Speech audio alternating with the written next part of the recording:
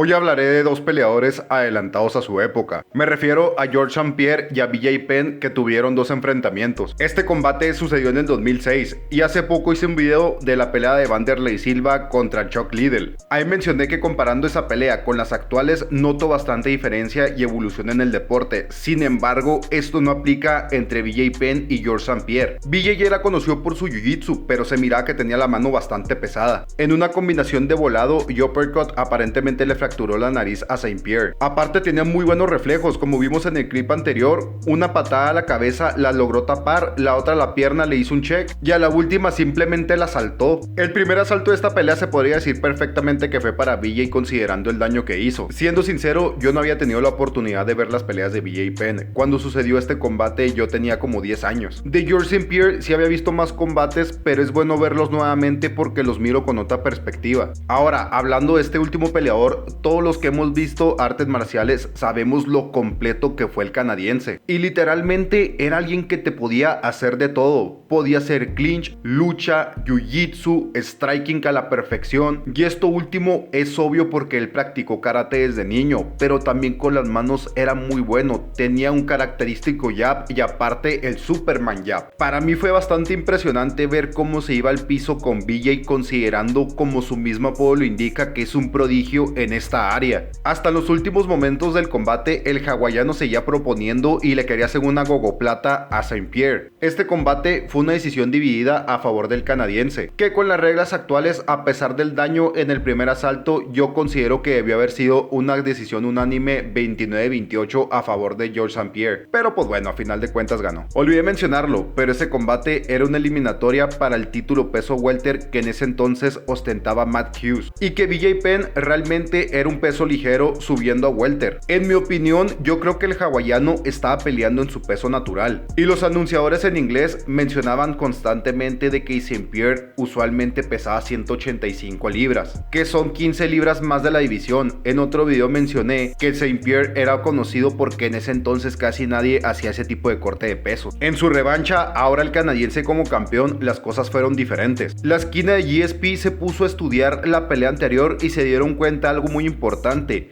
que BJ era más rápido que el campeón welter. Ya sabiendo este dato, puse muchísima más atención a la pelea, y ahora St-Pierre hacía muchas fintas y esperaba que BJ entrara, para ahora él recibirlo con un counter. Puede sonar sencillo, pero sinceramente no creo que lo sea. Debes de tener muchísima paciencia y muy buena velocidad de reacción para hacer este tipo de cosas, pero a final de cuentas estamos hablando de GSP. En esta pelea sucedió el polémico caso de la vaselina de Georges St-Pierre, y sabiendo esto también puse más atención, y lo alcancé a notar cuando BJ le quería hacer un triángulo de piernas a George. Entiendo que con el sudor también se te puede resbalar la mano o la pierna, sin embargo era demasiado lo que se resbalaba la pierna de BJ en la espalda del canadiense. Aunque si ustedes me preguntan, con vaselina o sin vaselina, aunque sea un albur, el resultado iba a seguir siendo a favor del franco canadiense. Esta vez estaba haciendo más derribos, mejor striking, mejor todo sinceramente. Desconozco el contexto en el que se desarrolló esta pelea, si BJ Penn no subió al octágono al 100,